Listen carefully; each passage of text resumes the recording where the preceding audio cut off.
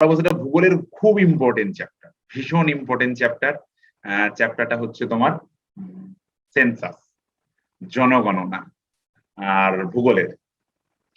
আর তোমার ফিজিক্স থেকে একটা চ্যাপ্টার পড়াবো, হিট অ্যান্ড টেম্পারেচার, তাপ এবং তাপমাত্রা। ঠিক আছে, এই দুটো চ্যাপ্টার তোমাদের আজকের সিলেবাস অনুযায়ী এই দুটো চ্যাপ্টারই আজকে আছে। তো 2-1 মিনিট একটু দেখি, 2-1 মিনিট দেখি, একটু দেরি হয়তো, সবাই জয়েন করে যাক, দিয়েই শুরু করবো আলোচনাটা।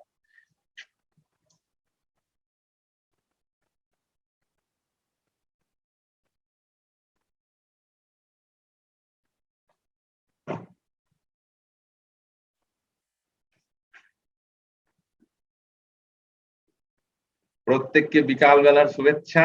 আচ্ছা, এবার প্রথমে আমরা যেটা আলোচনা করব সেটা জনগণনা বা সেন্সাস। দেখো, যে কোনো দেশের, পৃথিবীতে যত দেশ আছে প্রত্যেকটা দেশের জনগণনা হয়। এবার কেন হয়? দেখো, জনগণনার প্রয়োজনীয়তা আছে, তার কারণ হলো প্রপার যদি তুমি কোনো দেশের জনসংখ্যা কত না জানে, শুধু জনসংখ্যার মানে তো মানুষ কটাকে গুণে নেওয়া নয়। এই জনসংখ্যা মানে এই মানুষ গোনার সাথে সাথে এই মানুষগুলোর 10 বছরে কি ডেভেলপমেন্ট হলো তার জীবনের, আদৌ কি কোনো ডেভেলপমেন্ট হলো নাকি হলো না, এই সব কিছুটা জানার জন্য জনগণনার প্রয়োজন। যেমন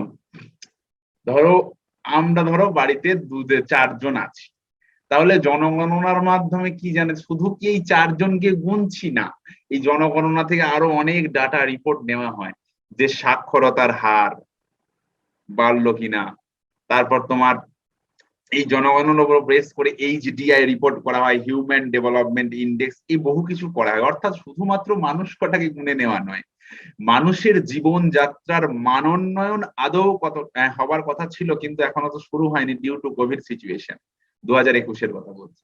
তাই প্রত্যেক 10 বছর গ্যাপে গ্যাপে বা 10 বছর হয়ে গেলে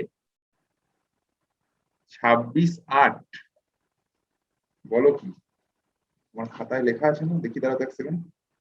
ওহো, সরি সরি সরি, এই ক্লাসটা তোমাদের হয়েছে 26/8-এ। সরি সরি, আমার এই একটা জায়গায় আমার একটু লিখতে ভুলেছিল, সরি। তুমি 1 মিনিট তোমরা একটু ওয়েট করো, তারপর আমি ক্লাসের টপিকটা একটু, সেন্সাসটা হয়েছে না, সরি সরি সরি গো, তোমাদের সেন্সাসটা হয়েছে, আমার খাতাটা একটু এদিক ওদিক লেখাটা হয়ে গেছিল। আচ্ছা সরি, আজকে তোমাদের আমি একটু সাবজেক্টটা আমার ওইটা, তোমাদের হিট অ্যান্ড টেম্পারেচার, আমি তোমাদের একবার আনমিউট করছি, হ্যাঁ একবার আনমিউট করছি, যে কেউ একজন আমাকে বলো, মানে আমার মনে পড়ছিল না যে 25 না 26, এবার তোমাদের আনমিউট করেছি, যে কেউ একজন মাইকটা অন করো। হ্যাঁ স্যার, 26 তারিখে হিট এন্ড টেম্পারেচার এবং ছিল নয়, মানে আমার ওই মানে কেসটা কি হয়েছে, মানে আমাদের তো ওই সিরিয়ালি উইক ওয়াইজ লেখা থাকে, এবার আমি লিখেছি 26 তারিখ আর 25, মানে এটা 25 নম্বর ক্লাস আর কি, একটা হিসাব থাকে, দিয়ে আমরা ওই 25 আর 26-এর মধ্যে ঘুলিয়ে গেছে, এবার 26 তারিখ 25 নম্বর ক্লাস হয়েছে, আর আমি উল্টোটা লিখেছি, দিয়ে আমি না মিলাতে পারছিলাম, ওই জন্য আমি মানে শুরু করতে গিয়েও ভাবছিলাম। তোমাদের একটু আমি টপিকটা আজকে চেঞ্জ করছি, হ্যাঁ আমি তোমাদের আজকে যেটা পড়াচ্ছি ইতিহাস আর জীবন বিজ্ঞান, ঠিক আছে, এই দুটোই মানে 26তম উইকে এই দুটোই থাকে। তা তোমাদের যখন সেন্সাসটা হয়েছে তো খুব ভালোই হয়েছে, সেন্সাস হয়ে গেছে, ভালোই হয়েছে। তোমাদের এবার আজকে যে টপিক দুটো আমি পড়াবো, একটা হচ্ছে তোমার ইতিহাস থেকে হচ্ছে অ্যাডভেন্ট অফ ইউরোপ, আর লাইফ সায়েন্স থেকে হচ্ছে হরমোন। অ্যাডভেন্ট অফ ইউরোপ মানে কি, আমি তোমাদের আগের দিন ক্লাসে একটা কথা বলছিলাম যে আমরা ইতিহাসের ওই যে দক্ষিণ ভারতটা পড়ে নিলাম, দক্ষিণ ভারত পড়ে নিলাম মানে আমরা এটা বুঝতে পারলাম যে ভারতবর্ষের ইতিহাসের আমাদের একটা পোর্শন শেষ হয়ে গেল, সেটা হচ্ছে মিডিয়াভেল এবং অ্যানসিয়েন্ট। তাহলে আমাদের কোন পোর্শনটা এখনো পড়া হয়নি, যেটা আজ থেকে শুরু হবে, এটা আগে কোনোদিনও হয়নি। তো সেটা হচ্ছে ইন্ডিয়ান ন্যাশনাল মুভমেন্ট। এবং আপনারা দেখবেন ভারতবর্ষের মানে আপনার ইতিহাসে বা ভারতবর্ষের ইতিহাসের কোয়েশ্চেন যে জায়গা থেকে আসে, সেই জায়গা থেকেই অ্যাডভেন্ট অফ ইউরোপটা খুব ইম্পর্টেন্ট, অ্যাডভেন্ট বলছি ইন্ডিয়ান ন্যাশনাল মুভমেন্টটা খুব ইম্পর্টেন্ট, কারণ এই ইন্ডিয়ান ন্যাশনাল মুভমেন্ট পোর্শন থেকে কোয়েশ্চেন গুলো বেশি আসে। তো সেক্ষেত্রে আপনাকে এই জায়গাটা একটু যত্ন সহকারে এবং একটু ভালো করে পড়তে হবে, কারণ আপনি যদি আমাদের ওয়েস্ট বেঙ্গল পিএসসির কোয়েশ্চেন দেখেন, তো তাহলে সেখানের জন্য খুব গুরুত্বপূর্ণ হচ্ছে এই ইন্ডিয়ান ন্যাশনাল মুভমেন্টের চ্যাপ্টার। এখন এই ইন্ডিয়ান ন্যাশনাল মুভমেন্ট বা আইএনএম এর যে চ্যাপ্টারটা রয়েছে, এই চ্যাপ্টারটা কোথা থেকে শুরু করা হয় এটা নিয়ে অনেক দ্বিধাদ্বন্দ্ব আছে, অনেকে অনেক জায়গা থেকে শুরু করেন। তো মোটামুটি অ্যাডভেন্ট অফ ইউরোপ বা ব্রিটিশদের ভারতবর্ষে আগমন, এটা মোটামুটি যে জায়গা থেকে শুরু করা হয়, মানে সেই জায়গাটাকে বলা যেতে পারে সেটা হচ্ছে তোমার 1498 খ্রিস্টাব্দে যখন ভাস্কো ডা গামা ভারতবর্ষে এলেন তখন থেকে। ভাস্কো ডা গামার ভারতবর্ষে আসা থেকে এটা শুরু। তো এই ভাস্কো ডা গামা ভারতবর্ষে এলেন এবং ভাস্কো ডা গামা ভারতবর্ষে আসার পর ওই পর্তুগিজদের অনুকরণে ভারতবর্ষের এই ব্যাপক সম্পদ, এই ভারতবর্ষের ব্যাপক সম্পদের প্রতি লোভ, লালসা প্রত্যেকটা দেশের আস্তে আস্তে ইউরোপের কান্ট্রিগুলোর জন্ম নিতে শুরু করলো। প্রত্যেকটা দেশ ভারতবর্ষে আস্তে আস্তে তারা ব্যবসা বাণিজ্যের সম্পর্ক গড়ে তুলতে শুরু করার চেষ্টা করতে লাগলো। তারা ভাবলো এই ভারতবর্ষ বেশ মানে তোমার ভারতবর্ষের যে সমস্ত ধরো মিনারেলস রয়েছে, ভারতবর্ষের এগ্রিকালচারাল যে সোর্স গুলো রয়েছে, এই সব জায়গায় কিন্তু একটা দারুণ ব্যাপার আছে যে ভারতবর্ষে প্রচুর পরিমাণে কাঁচামাল বা ভারতবর্ষে প্রচুর পরিমাণে বিভিন্ন পদার্থ বা তোমার তোমার সেই যে কোনো খনিজ পদার্থই বলো, প্রচুর পরিমাণে সোর্স থাকার ফলে কি হচ্ছে, প্রচুর পরিমাণে সোর্স থাকার ফলে ভারতবর্ষকে তারা একটা সুন্দর ব্যবসা বাণিজ্যের কেন্দ্র হিসেবে দেখতে শুরু করলো। ঠিক আছে, এরপর আস্তে আস্তে ভারতবর্ষে বিভিন্ন দেশ থেকে ইউরোপীয়রা ভারতবর্ষে আগমন শুরু হলো। ওই পর্তুগিজদের দেখা দেখি ভারতবর্ষে বিভিন্ন ইউরোপীয় শক্তিগুলোর আগমন শুরু হলো। এরপর আস্তে আস্তে বিভিন্ন দেশ আসার পর বিভিন্ন দেশ তো তাদের আস্তে আস্তে ব্যবসা বাণিজ্যের চেষ্টা করতে লাগলোই, কিন্তু ইংল্যান্ড প্রথম বুঝলো যে ভারতবর্ষের উপর শুধু ব্যবসা বাণিজ্য করলে হবে না, ভারতবর্ষে একটা তাদের সাম্রাজ্যকে বিস্তার করতে হবে। এবং এই নীতিটার উপর, এই চিন্তা ভাবনা থেকে মাথায় নিয়ে তারা ভারতবর্ষকে অ্যাকোয়ার করলো এবং দীর্ঘ 200 বছর ধরে ভারতবর্ষকে তারা শাসন করে গেল, শোষণ করে গেল।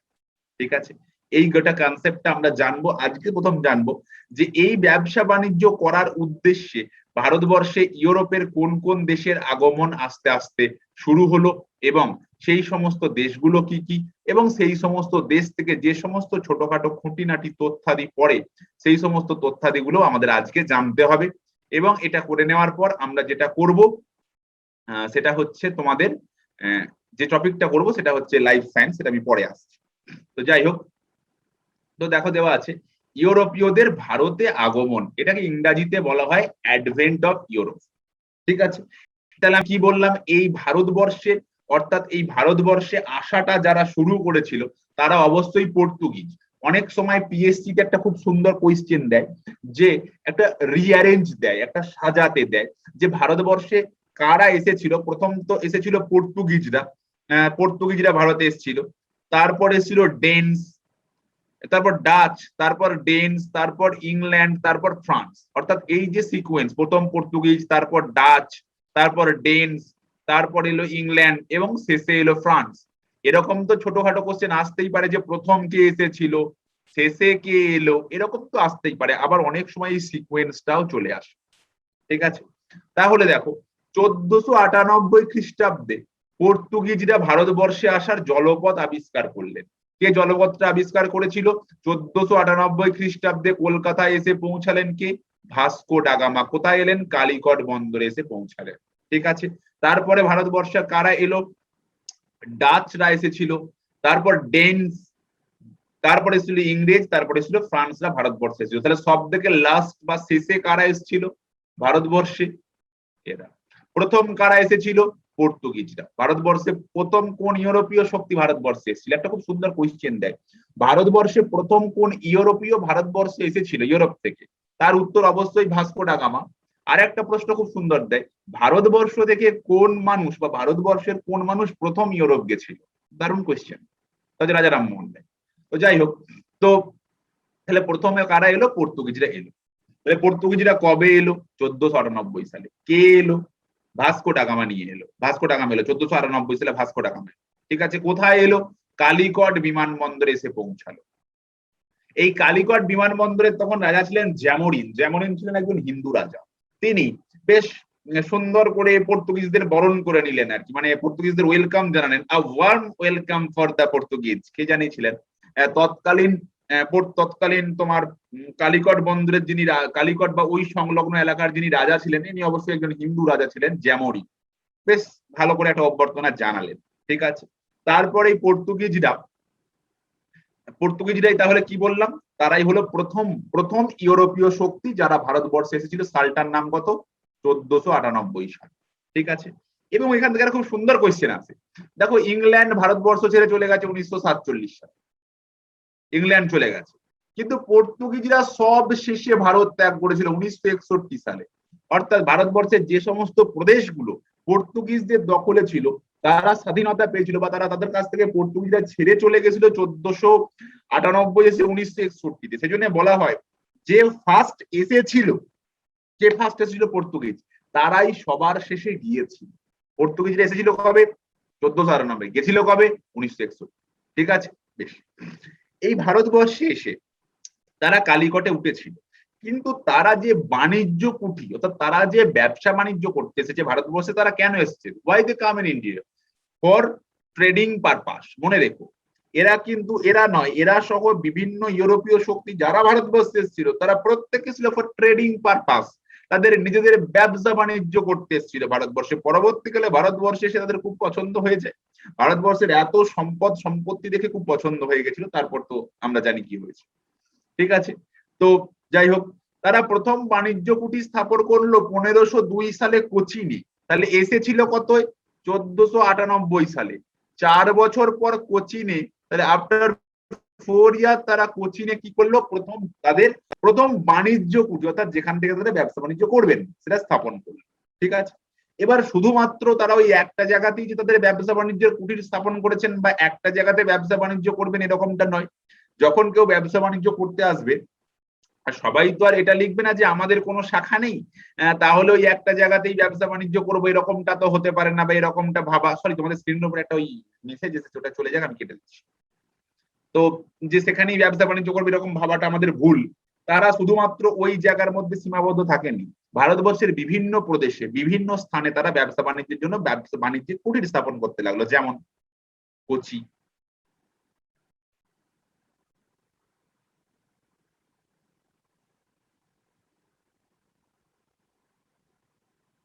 যেমন হচ্ছে তোমার কোচি, দমন, সালসেট, বোম্বে এবং বাংলার হুগলি।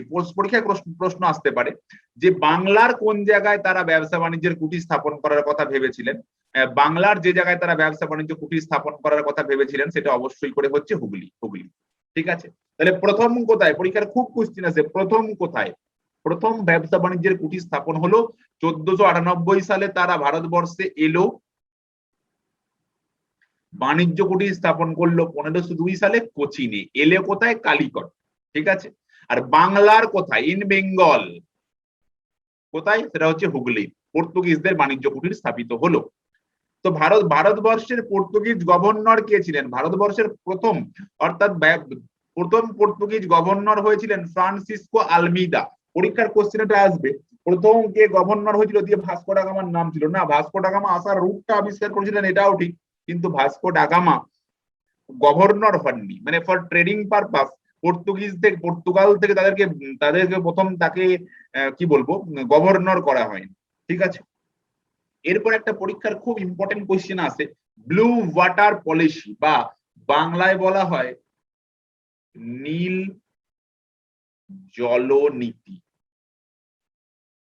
এই নীল জলনীতি বা ব্লু ওয়াটার পলিসি কি? দেখো, আমরা জানি যে সমুদ্রের জল, এই সমুদ্রের জল কি রঙের? সমুদ্রের জল তো নীল রঙেরই হয়। তাহলে এই ব্লু ওয়াটার পলিসি বা নীল জলনীতি মানে হলো এই যে সমুদ্র পথে এশিয়ার বিভিন্ন দেশকে আবিষ্কার করে এই এশিয়ার বিভিন্ন দেশ থেকে যে মুনাফা লুটে নেওয়া, যে সম্পদকে লুটে নেওয়া, এটা আস্তে আস্তে শুরু হলো, আস্তে আস্তে শুরু হলো। ঠিক আছে, বেশ। তাহলে প্রথম কে গভর্নর হয়েছিলেন? আলমিদা, ফ্রান্সিসকো আলমিদা। আর এটাও পরীক্ষার খুব কোশ্চেন নম্বরে, এই যারা পর্তুগিজ ফর ট্রেডিং পারপাস তারা ভারতবর্ষে এসেছিল, তো প্রথম গভর্নর হয়েছিলেন আলমিদার। সব থেকে দক্ষ গভর্নর, যার আমলে সব থেকে বেশি ব্যবসা বাণিজ্যের কুঠির পর্তুগাল্লা ভারতবর্ষে স্থাপন করতে পেরেছিলেন, তিনি অবশ্যই হলেন আলবুকার। গভর্নর কে ছিলেন? আলবুকার। এই তাঁর আমলে কি হয়েছিল? তার আমলে পর্তুগিজরা ভারতবর্ষে সব থেকে বেশি পরিমাণ তাদের বাণিজ্য কুটির স্থাপন করতে সক্ষম হয়েছিল। ঠিক আছে, তাহলে পর্তুগিজরা ভারতবর্ষে এসেছিল ব্যবসা বাণিজ্যের উদ্দেশ্যে।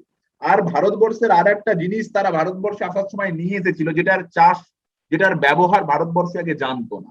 এরাই, অর্থাৎ এই বিদেশি কান্ট্রি বা বিদেশ হিসাবে এই দেশই সেটাকে প্রথম নিয়ে এলো, সেটা হচ্ছে তামাক চাষ, টোবাকো চাষ। এই টোবাকোটা বা তামাক,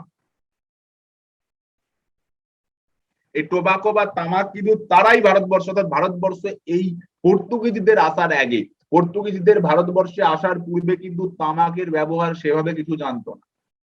এদের হাত ধরি, এদের মানে কাদের, এদের মানে হচ্ছে পর্তুগিজদের হাত ধরে ভারতবর্ষে তামাক চাষ শুরু হলো। ঠিক আছে, এবং এনারাই ভারতবর্ষে প্রথম প্রিন্টিং প্রেস চালু করেছিলেন। এই যেমন ভারতবর্ষের রেলপথ কারা চালু করেছিল, এটা ব্রিটিশরা। ঠিক তেমনি প্রিন্টিং প্রেস চালু করেছিল কারা, 1556 খ্রিস্টাব্দে গোয়াতে প্রিন্টিং প্রেস চালু করেছিল পর্তুগিজরা। কোশ্চেন এটাই আসে, কোন বিদেশ বা কোন ইউরোপীয় কান্ট্রি ভারতবর্ষে প্রথম প্রিন্টিং প্রেস চালু করেছিলেন? তাহলে উত্তরটা কি হবে? পর্তুগিজরা। ঠিক আছে, এরপর একটা কথা যে নিনো ডি কুনহা, ইনিও কিন্তু একজন পর্তুগিজ গভর্নর হয়েছিলেন। ইনি ভারতবর্ষে পর্তুগিজদের যে রাজধানী মানে মেন বাণিজ্য কুটির 1530 সালে কোচিন থেকে সরিয়ে কোথায় নিয়ে গেলেন? গোয়াতে নিয়ে গেলেন। অর্থাৎ 1530 সাল থেকে গোয়াই হলো পর্তুগিজদের প্রধান বাণিজ্য কুঠির বা বাণিজ্য ঘাঁটি বলতে পারে। তাহলে এই তথ্যগুলো আপনাকে বিভিন্ন পরীক্ষার জন্য পড়তে হবে। তাহলে প্রথম কোন ইউরোপীয় শক্তি ভারতবর্ষে এসেছিল?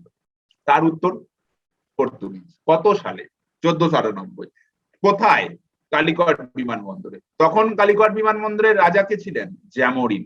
তিনি কোন ধর্মাবলম্বী? হিন্দু ধর্মাবলম্বী। তাহলে পর্তুগিজরা ভারতবর্ষে আসার কত বছর পর ভারতবর্ষে তারা বাণিজ্য কুটির স্থাপন করতে শুরু করলো? 4 বছর পর। কত সালে? 1502। কোথায়? কোচিনে। কে? ভারতবর্ষের প্রথম পর্তুগিজ গভর্নর ছিল ফ্রান্সিস আলমিদা। সর্বশ্রেষ্ঠ কে? আলবুকার। তাহলে প্রথম আলমিদা, সর্বশ্রেষ্ঠ বা দক্ষ, মানে যার আমলে সব থেকে বেশি পরিমাণ বাণিজ্য কুটি ভারতবর্ষে স্থাপিত হলো, হি ইজ গভর্নর আলবুকার। ঠিক আছে, আর ব্লু ওয়াটার পলিসি বা নীল জলনীতি, অর্থাৎ সমুদ্র পথে যে সমস্ত দেশগুলো রয়েছে, যে সমস্ত দেশে কৃষি শিল্পে ভরপুর, সেই সমস্ত দেশগুলোর উপরে এই যে ইউরোপীয়দের নজর পড়তে শুরু করলো। এই সমুদ্র পথেই তারা পরিভ্রমণ করে সেই সমস্ত দেশগুলো তাদের ব্যবসা বাণিজ্য করার যে লালসা, যে ইচ্ছা, সেই ইচ্ছাকে পরিস্ফুরণ করার চেষ্টা করলেন। এই পলিসিটার নাম, এই পদ্ধতিটার নাম যে ব্লু ওয়াটার পলিসি, বা বাংলা তর্জমা করলে হয় নীল জলনীতি। কে এটা ইনভেন্ট করলেন? কে এটা ইনভেন্ট করেছিলেন? Almeida, who was the first governor general of Portuguese in India. ঠিক আছে, আর কোথায় কোথায় এদের বাণিজ্য কুটির স্থাপন হয়েছিল? দমন, গোয়া, সালসেট, বোম্বে এবং বাংলার হুগলিতে। আর লাস্ট অফ অল যেটা মনে রাখবে, 1530 সালে নিনো ডি কুনহা কি করলেন? এই যে তাদের মেন বাণিজ্য কুটিরটা কোচিনে ছিল, 1502 সালে হয়েছিল, সেটা 1530 সালে তিনি ট্রান্সফার করে নিয়ে চলে গেলেন কোথায়? Goa. And Goa known as the key main trading centre of Portuguese from 1530। 1530 সালে এই গোয়া হলো কি ভারতবর্ষের পর্তুগিজদের প্রধান বাণিজ্য কুঠি। এই পর্তুগিজরা ভারত ছেড়েছিল কত সালে? 1961 সালে। অন্যান্য সমস্ত ইউরোপীয় শক্তির মধ্যে they came first in India and they leave India at last time. তারা প্রথম ভারতবর্ষে এসেছিলেন এবং ভারত ছেড়েছিলেন সবার শেষে। ঠিক আছে, এগুলো আপনাকে মনে রাখতে হবেই। ঠিক আছে, এরপর এসেছিল পর্তুগিজদের পর নেদারল্যান্ড থেকে মানুষজন এসেছিল ভারতবর্ষে ব্যবসা বাণিজ্য করতে। এই নেদারল্যান্ডের মানুষদের কি বলা হয় আমরা জানি? ডাচ বলা হয়। কত সালে ভারতবর্ষে এলেন এনারা? 1605 খ্রিস্টাব্দে। দেখো অনেক বছর পর। প্রথমে ছিলেন 1498 সালে ভাস্কো ডা গামা, পর্তুগিজ বণিক। তারপর 1605।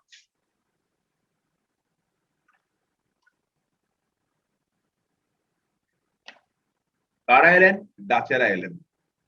ডাচ কাদের বলি আমরা? People of Netherland. People of Netherland, অর্থাৎ নেদারল্যান্ডের মানুষদের আমরা ডাচ করি। নেদারল্যান্ডের মানুষরা ব্যবসা বাণিজ্য করার উদ্দেশ্যেই ভারতবর্ষে এলেন। কত সালে?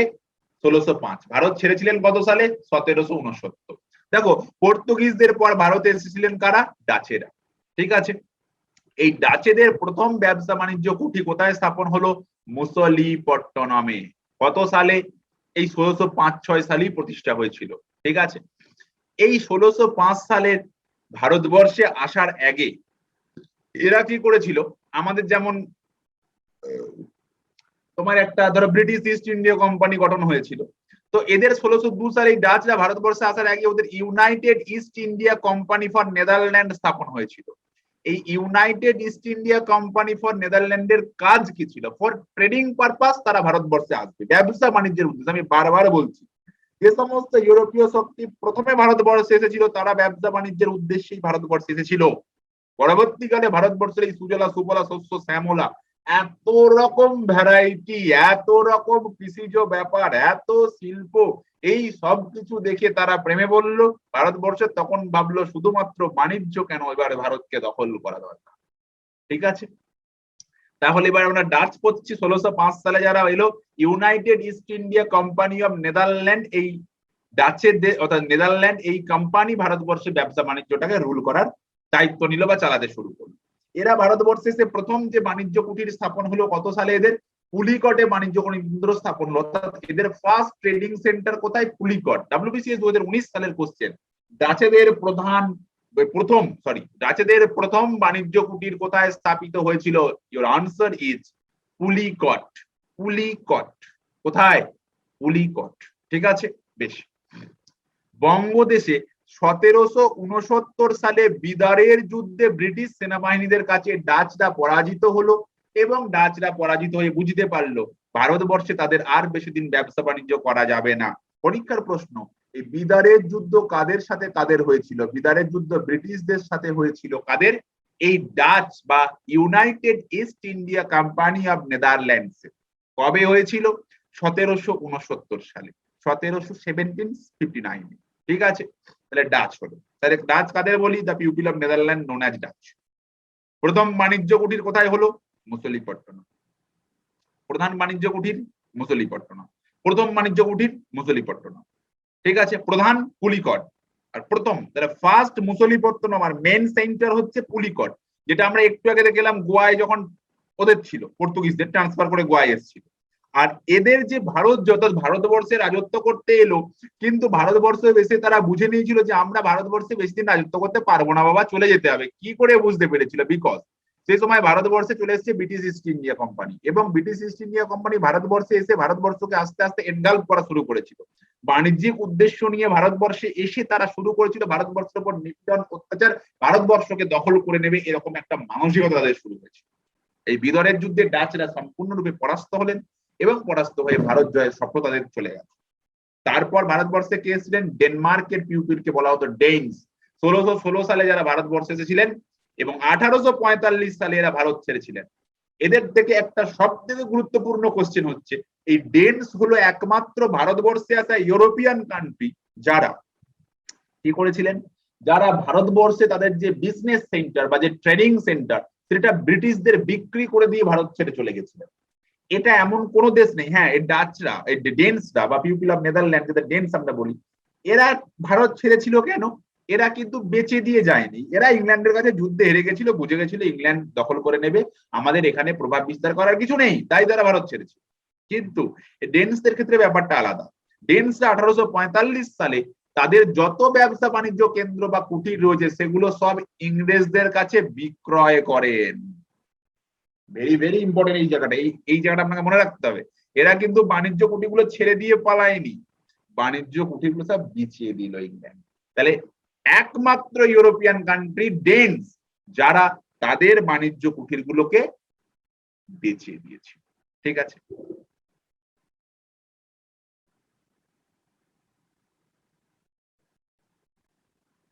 হ্যাঁ হ্যাঁ পৃথা, তুমি বলছো তুমি শ্রীরামপুরে থাকি, এখানে ডেন্সরা এসেছিল। আচ্ছা, এই দেখো প্রথম বাণিজ্য কুটির তোমার বাড়ির পাশেই হয়েছিল, শ্রীরামপুর। ঠিক আছে, বেশ। তাহলে ডেনমার্কের পিউপিলদের ডেন্স বলা হয় বললাম। এই ডেন্স ইস্ট ইন্ডিয়া কোম্পানি গঠিত হয়েছিল। ইস্ট ইন্ডিয়া কোম্পানি মানে কি? যে কোম্পানিটা কোথায় ব্যবসা বাণিজ্যের জন্য ইনভলভ থাকবে? In India. কত সালে হলো? 1616 সাল। ঠিক আছে, তাহলে প্রথম বাণিজ্য কুটির শ্রীরামপুর। 1845 সালে বাণিজ্য কেন্দ্র কাদের কাছে বিক্রয় করে দিল? ইংরেজদের কাছে। ঠিক আছে, ইংরেজদের কাছে বিক্রয় করে দিয়ে তারা বা দেখলো বাবা ইংরেজদের কাছে বিক্রয় করে দিয়ে তারা দেখলো দরকার নেই, আমরা ভারত ছাড়ি, কারণ এখানে আমাদের বেশি দিন রাজত্ব করা যাবে না, ভারত ছেড়ে দিয়ে চলে গেল। এরপর জানবো আমরা তাদের কথা যারা ভারতবর্ষের সব থেকে, হ্যাঁ হয়তো অঙ্কের হিসাবে সব থেকে বেশি দিন পর্তুগিজরাই ছিল, কিন্তু সব থেকে বেশি দাপট যারা দেখিয়েছিল, যারা সমুদ্র হিমাচল ভারতবর্ষকে অ্যাকোয়ার করেছিল, তাদের নাম কিন্তু পর্তুগিজ নয়, তাদের নাম ইংরেজ। এই ইংরেজ ইস্ট ইন্ডিয়া কোম্পানি বা British east India company BIC, যারা ভারতবর্ষের সমুদ্র হিমাচল সব জায়গা দখল করেছিল, not only the business purpose, শুধুমাত্র যে তারা ভারতবর্ষে বিজনেস করতে এসেছিল তা নয়, ভারতবর্ষে তারা শাসন করা হয়েছিল, ভারতবর্ষকে অধিগ্রহণ করে সেখানে ক্ষমতার সর্বোচ্চ সীমায় তারা আসীন হয়েছিল। ঠিক আছে, এরপর আমরা যেটা জানবো, দুটো নাম আমাদের এখানে খুব ইম্পর্টেন্ট, দুটো নাম দুটো কোয়েশ্চেনকে ইন্ডিকেট করে, কি রকম দেখো, এই টমাস রো বা স্যার টমাস রো আর ক্যাপ্টেন হকিংস, দুটো নাম কেন? এই দুজনেই জাহাঙ্গীরের আমলে ভারতবর্ষে এসেছিলেন, কিন্তু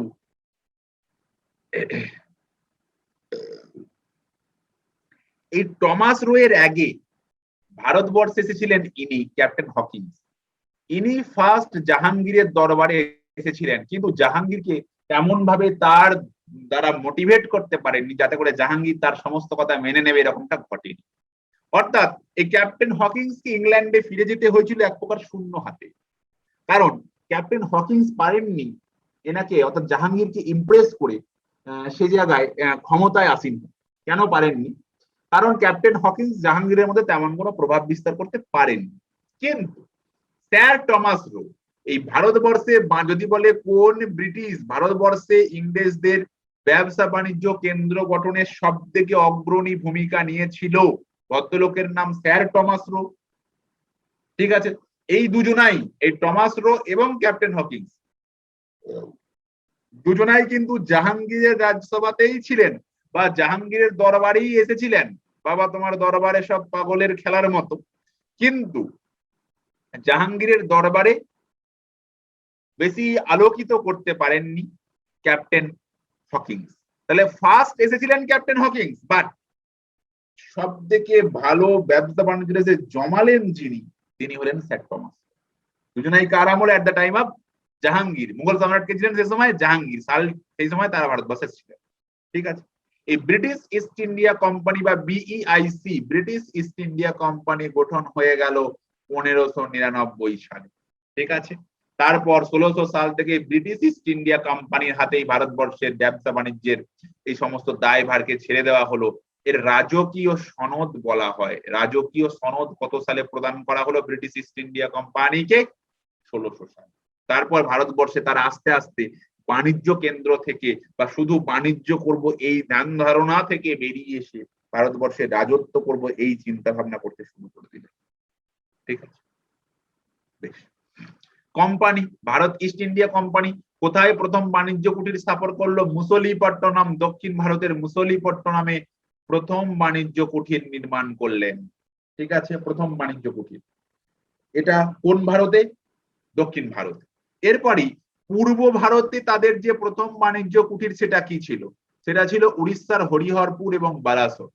ঠিক আছে, এছাড়া তারা পরবর্তীকালে আরো অনেক বাণিজ্য কুটির তৈরি করেছিল, আগ্রা, আহমেদাবাদ, বরোদা, ব্রোচ, মাদ্রাজের ফোর্ট সেন্ট জর্জ, আমরা জানি হুগলি, বোম্বে, সুতানটি, গোবিন্দপুর, কলকাতা, এই সব জায়গায় তাদের আস্তে আস্তে বাণিজ্য করতে শুরু করেছিল বা বাণিজ্যিক প্রভাবটা তারা আস্তে আস্তে বিস্তার করতে শুরু করেছিল। কিন্তু আমি একটা কথাই বারবার বলছি, এই ইউরোপীয় শক্তিগুলো, পর্তুগিজ, ইংল্যান্ড, প্রত্যেকেই কিন্তু ভারতবর্ষকে যে তারা অধিগ্রহণ করে নেবে এই উদ্দেশ্য নিয়ে প্রথমে কিন্তু ভারতবর্ষে আসেনি। ব্যবসা বাণিজ্য করবে এই উদ্দেশ্য নিয়েই কিন্তু তারা ভারতবর্ষে এসেছিল। কিন্তু ভারতবর্ষে এসে ভারতবর্ষের এই তোমার কি বলবো, এই এত সম্পদ, এত কাঁচামাল, এত কৃষিজ সুবিধা, এই সব কিছু দিয়ে দেখে ওরা লোভে পড়ে গেল যে ভারতবর্ষে শুধু ব্যবসা বাণিজ্য করলে হবে না, ভারতবর্ষকে দখল করতে হবে, শোষণ করতে হবে। ঠিক আছে। এরপর যাকে বলা হয় কোম্পানির মহাসনদ বা কোম্পানির একদম Magna কার্টা of Indian British east India company 1717 খ্রিস্টাব্দে তৎকালীন মোগল সম্রাট ফারুক সিয়ারের কাছ থেকে সেই মহাসনদ বা ফরম্যান তারা অধিকার করে নিলেন। এই সনদের বলে তারা কি পেলেন?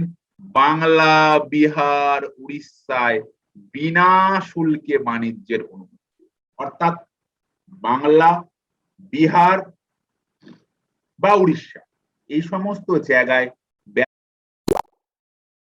তাদের কাছে কোন রকম কোন ট্যাক্সেশন, কোন রকম কোন ট্যাক্স তারা পে করবেন না।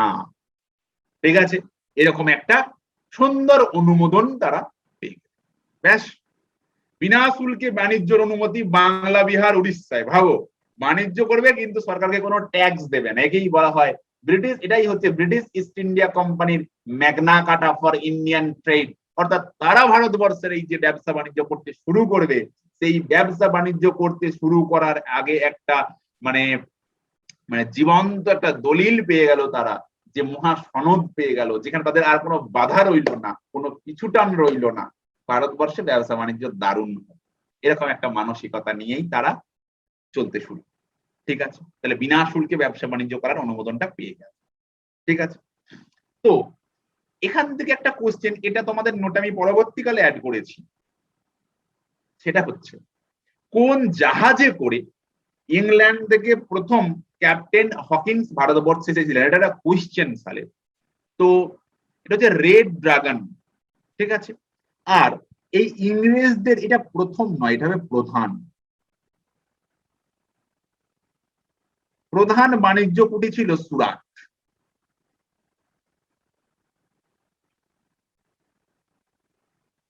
এরকম অযৌক্তিক কি জানি ওনার মাথায় কি ঢুকেছিল আসলে, কি বলতো, মানে ওনার কাছে তো অনেক উপঢৌকন নিয়ে যাওয়া হয়েছিল, উপহার সামগ্রী, ফল, মিষ্টি, মাংস, এইসব নিয়ে যাওয়া হয়েছিল। এইসব খাবার বা এই সমস্ত প্রচুর একটা একটা প্যাকেজ আর কি, অর্থনৈতিক প্যাকেজ নিয়ে যাওয়া হয়েছিল। এর ফলে ফারুক সিয়া এই অর্থনৈতিক প্যাকেজটা দেখে ওনার খুব ভালো লেগে যায় আর কি, যে না, এই যে অর্থনৈতিক প্যাকেজ রয়েছে তাতে আমাকে কি করতে হবে, আমাকে দিতে হবে, যে না, ওরা বাংলা, বিহার, উড়িষ্যায় বিনা শুল্কে ব্যবসা বাণিজ্য করুক। উনি ভেবেছিলেন বিনা শুল্কে ব্যবসা বাণিজ্য করুক, আমার কাছে তারা টাকা দেবে না, আমি তো দিব্যু আছি খোঁজ মেজাজে, এরকম একটা ব্যাপার উনি ভেবেছিলেন হয়তো। ঠিক আছে, তাহলে এবার এখানে আমি একটা কথা বলি, এই ব্রিটিশ ইস্ট ইন্ডিয়া কোম্পানি বা ইংরেজদের ভারতবর্ষে বিস্তার সম্পর্কে তো প্রচুর তথ্য, এটা নিয়েই তো ইন্ডিয়ান ন্যাশনাল মুভমেন্ট। সেই জন্য আমি এই পোর্শনে খুব সামান্য কিছু তথ্যকে রেখেছি। তার একটাই কারণ, যেহেতু আমি ক্রোনোলজি পড়াচ্ছি কার ইউরোপিয়ান কান্ট্রি গুলো, তো সেখানে আমাকে ঠিক ঠিক, তো ক্রোনোলজি পড়াচ্ছি, সেখানে আমি তো ইংরেজদের বাদ দিতে পারি না, বরঞ্চ ইংরেজদের প্রথমে ধরা উচিত। সেই জন্য আমি এই ইংরেজদের সম্পর্কে এখানে তথ্যাদি কটাই রেখেছি, একদম মানে প্রথম দিকে তাদের আগমন সংক্রান্ত তথ্যগুলোই রেখেছি। যেমন ধরো এর পরের চ্যাপ্টারটাই লেখা আছে ব্রিটিশ এক্সপ্যানশন ইন ইন্ডিয়া, ভারতবর্ষে ব্রিটিশদের বিস্তার। তাহলে সেটা যখন পড়বো, তাহলে সেখানে তো ইংরেজের সম্পর্কে আরো তথ্যাদি জেনে যাবো। সেই জন্য আমি এখানে একদম প্রাথমিক পর্বের যে তথ্যাদিগুলো রয়েছে, সেই তথ্যাদিগুলো আপনাদের সামনে রিপ্রেজেন্ট করলাম। এরপর আমি যেটা বলবো, সেটা অবশ্যই ভারতবর্ষের সব শেষে যে দেশ এসেছিল ইউরোপ থেকে, তার নাম ফ্রান্স। ভারতবর্ষে এসেছিল কত সালে? 1664 সালে ভারতবর্ষে ফ্রান্সের ফ্রেঞ্চ ইস্ট ইন্ডিয়া কোম্পানি ভারতবর্ষে এসে ব্যবসা, দেখো এখানে ইন্ডিয়া কথাটা আছে, তার মানে কি ফ্রেঞ্চের কোম্পানি ইন্ডিয়া এসে ব্যবসা বাণিজ্য করে, পরিষ্কার এটা কথা। তাহলে ফ্রেঞ্চ ইস্ট ইন্ডিয়া কোম্পানি ভারতবর্ষে প্রথম ব্যবসা বাণিজ্য করবে। ঠিক আছে, তারা তাহলে কি বললাম, সব শেষ ইউরোপীয় কান্ট্রি, মানে the last European country who came in India there France East India company 1664 সাল। ঠিক আছে, তাদের প্রধান বাণিজ্য কুটির কোথায় স্থাপন ছিল? তাদের প্রথম বাণিজ্য কুটির স্থাপন করেছিল সুরাটে 1668 সালে। আর প্রধান এটা কিন্তু তাদের মেন বাণিজ্য কুটির কিন্তু ছিল পুদুচেরি। ঠিক আছে, 1673 সালে বাংলার মুঘল সুবেদার তাদের কোথায়? চন্দননগরে ব্যবসা বাণিজ্য করতে অনুমোদন দেয়। পরীক্ষার কোশ্চেন আসতে পারে, বেঙ্গলের কোথায় ফ্রান্সদের কুটির ছিল? WBCS মেইনস এর কোশ্চেন। বাংলার কোথায় তাদের কুটির স্থাপন করেছিল বা বাংলার কোন জায়গায় এই ফ্রেঞ্চরা, অনলি চন্দননগরে ফ্রেঞ্চরা কিন্তু বাণিজ্য কুটির স্থাপন করেছিল। এই তথ্যাদিগুলো জানলেই মোটামুটি আপনাদের এই জায়গাটা কভার হবে। তো তাহলে আমি কি বললাম, এই যে ইউরোপ থেকে বিভিন্ন শক্তি ভারতবর্ষে আসা শুরু হলো, শক্তি মিনস বিভিন্ন দেশ ভারতবর্ষে আসা শুরু হলো, এই চ্যাপ্টারটাকে আমরা বলতে পারি, এই টপিকটাকে আমরা বলতে পারি অ্যাডভেন্ট অফ ইউরোপ, অর্থাৎ ব্রিটিশদের আগমন কোথায়, ভারতবর্ষে আগমন, অবশ্যই করে ভারতবর্ষে আগমন। এই ভারতবর্ষে যখন তাদের আগমনটা ঘটছে, ঠিক এই সময় একটা দেশের আগমন কিন্তু ঘটছে না, একত্রে অনেকগুলো দেশ একটা সময় ছাড়া ভারতবর্ষে আসছে ফর ট্রেডিং পারপাস। বাট একটা টাইম পর তারা ওই তাদের ব্যবসা বাণিজ্য শুধু করবে এই আশাটাকে ছেড়ে দিয়ে ওই আশাটাকে মাথা থেকে সরিয়ে রাখলেন, এবং তারা কি মানসিকতা নিলেন যে শুধু ব্যবসা বাণিজ্য করবো না, সাথে সাথে ভারতবর্ষের সাম্রাজ্য বিস্তার করব। যদিও ভারতবর্ষে আসা এই 5টা দেশের সবারই সাম্রাজ্য বিস্তার করার স্বপ্ন সফল হয়নি, কারণ সেখানে ইংল্যান্ড বসেছিল, তাই ইংল্যান্ডের সেই স্বপ্নটার সম্পূর্ণ রূপ পেয়েছিল, সম্পূর্ণভাবে সফল পেয়েছিল কিন্তু ইংল্যান্ডেরই অনলি। ঠিক আছে, 1499 খ্রিস্টাব্দে ভাস্কো ডা গামার ভারতবর্ষে আগমন দিয়েই এই ইউরোপ থেকে ভারতবর্ষে আসাটা শুরু হলো।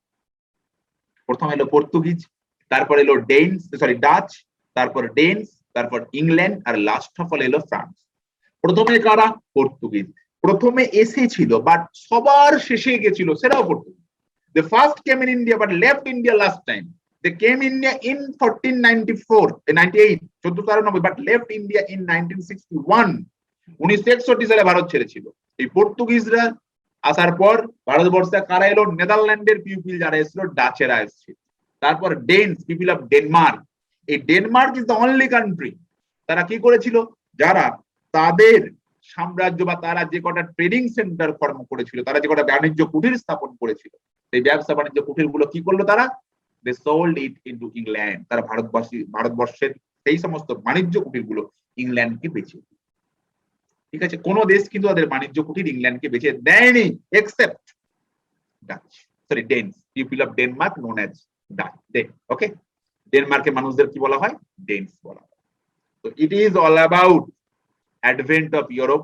ভারতবর্ষে যে সমস্ত ইউরোপিয়ান কান্ট্রি গুলো এসেছিল তাদের সম্পর্কে বলা এখানেই শেষ হলো, এবং এই পোর্শনে এর থেকে বেশি কিছু কোয়েশ্চেন আসে না, এর থেকে বেশি কিছু তথ্য আপনার খুব বেশি জানার প্রয়োজন হবে না।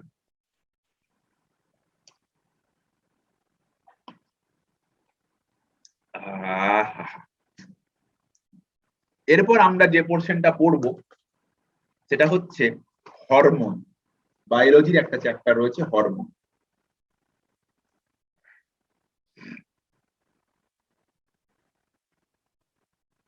দেখুন,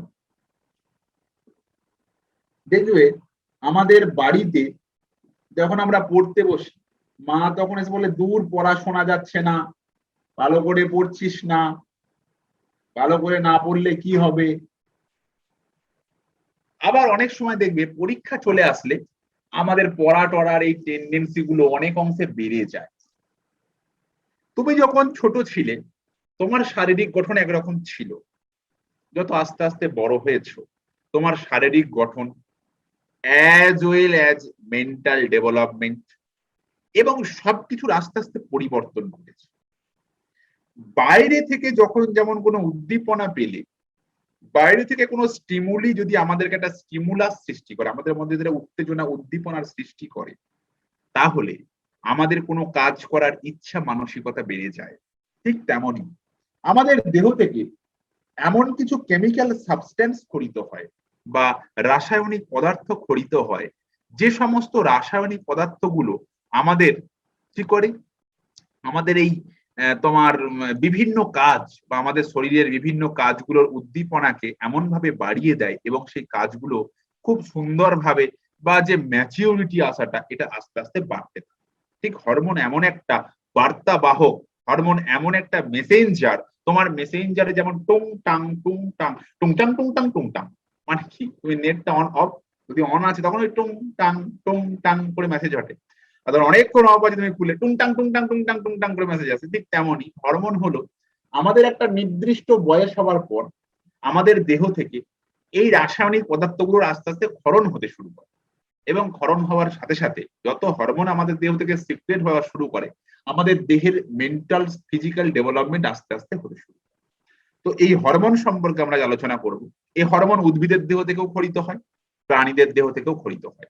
ঠিক আছে, উদ্ভিদ দেহ থেকে যে সমস্ত হরমোন ক্ষরিত হয় তাদেরকে আমরা বলি উদ্ভিদ হরমোন, আর প্রাণী দেহ থেকে যে হরমোন ক্ষরিত হয় তাদেরকে আমরা বলি প্রাণী হরমোন। এই যে হরমোন,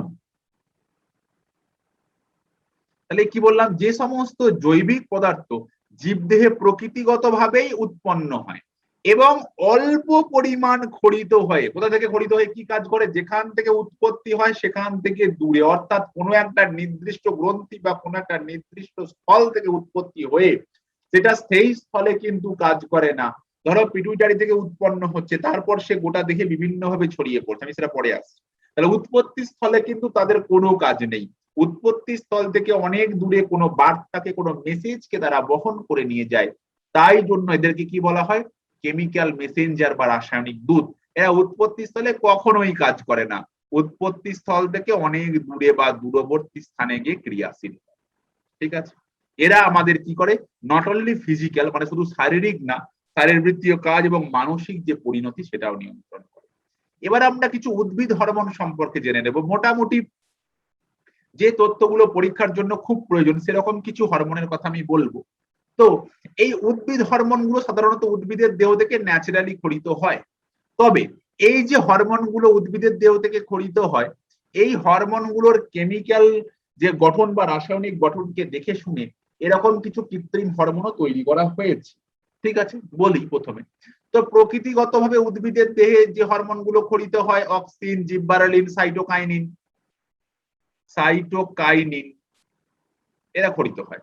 কৃত্রিম ভাবে এই যে এনএএ, যার পুরো নাম ন্যাপথালিন অ্যাসিটিক অ্যাসিড বা যা আইপিএ, ইন্ডল প্রোপাইনিক অ্যাসিড, এদেরকে কৃত্রিম ভাবে তৈরি করা যায়, কিছুটা অক্সিন হরমোনের মতো এদের প্রপার্টি। আর প্রকল্পিত কিছু হরমোন আছে যেমন ফ্লোরিজেন, ভার্নেন। ঠিক আছে, এবার আমরা অক্সিনের কথা পড়বো। এই অক্সিনটাই হলো উদ্ভিদ দেহে, যদি বলে which of the following is the main hormone of plant body, উত্তর হবে অক্সিন। এই অক্সিন উদ্ভিদের প্রাকৃতিক নাম হচ্ছে, এই অক্সিনের প্রাকৃতিক নাম হচ্ছে আইএএ বা ইন্ডোল অ্যাসিটিক অ্যাসিড। ঠিক আছে, আর এই অক্সিনের মতো করে বা ওই রাসায়নিক ধর্মের উপর বেস করে বেশ কিছু কৃত্রিম অক্সিনকে তৈরি করা হয়েছে, যেমন Na2,4-D, 2,4,5। অক্সিনের কাজ কি? অক্সিজেনের মেন কাজ হচ্ছে তোমার এপিক্যাল ডমিন্যান্স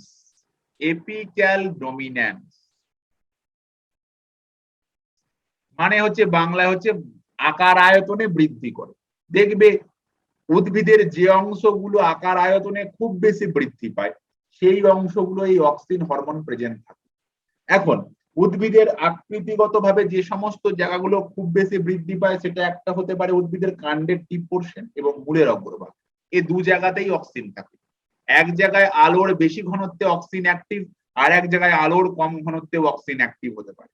ঠিক আছে, অক্সিন আর কি করে, অক্সিন আর যেটা করে ট্রপিক চলন নিয়ন্ত্রণ করে। ট্রপিক মানে কি, কোনো একটা উদ্দীপকের দিকে চলন। দেখো এই হরমোন,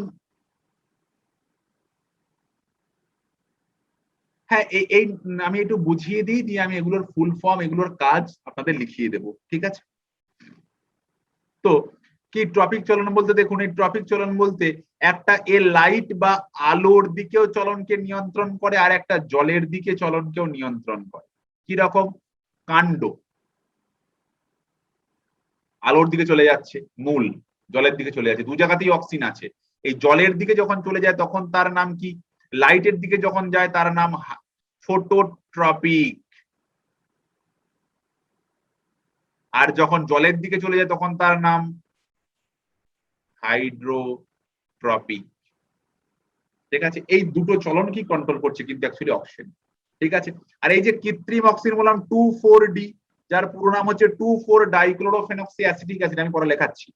এর কাজ হচ্ছে আগাছা দমন করা, জমিতে যে সমস্ত আগাছাগুলো জন্মায় সেই আগাছাগুলোকে দূর করতে ব্যবহার করা যায়। আর একটা খুব ইম্পর্টেন্ট কাজ হচ্ছে বীজহীন ফল, বা যেটাকে আমরা বলি